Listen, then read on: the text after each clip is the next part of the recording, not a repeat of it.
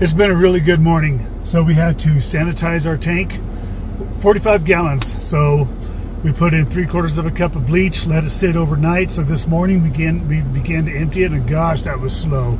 So emptying the second tank. Well, after I emptied the first tank, I filled it up just a little bit, just to kind of get most of the bottom and flush that. Then we filled it up all the way. Then we flushed that by running the plumbing fixtures using the pump. That was a little bit faster. We had to be fast because we had to be out of there by 11, or otherwise they start charging exorbitant fees. And we didn't want that to happen.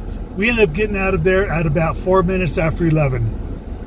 And then, chip into to get some more generator fuel. They don't have ethanol-free fuel here.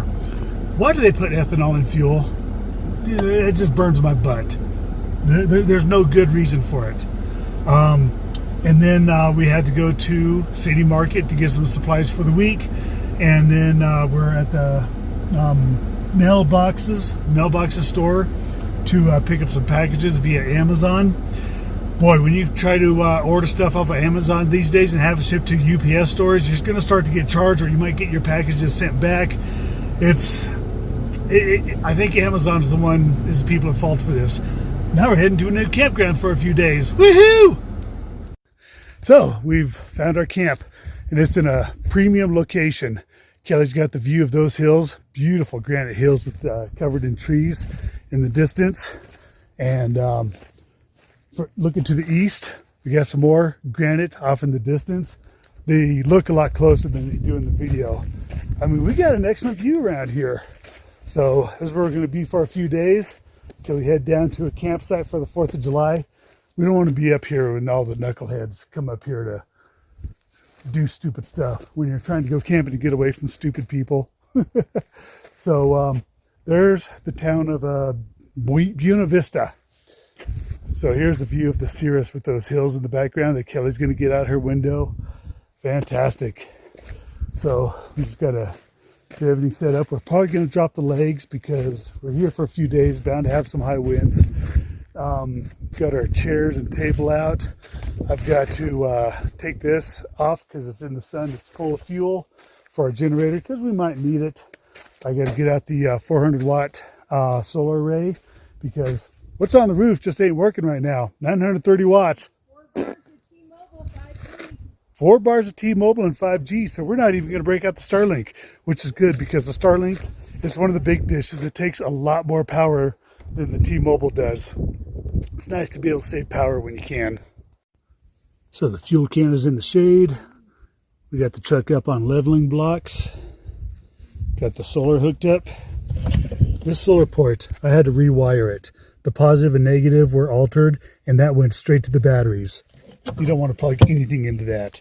First, you got to intercept those lines with a solar charge controller for our 400 watt array. I put it flat on the ground because the sun's pretty much high in the sky behind the clouds.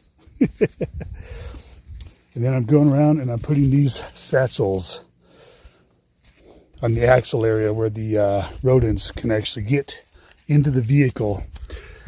All right, let's see if I'm getting good film coverage here. I'll put it back there.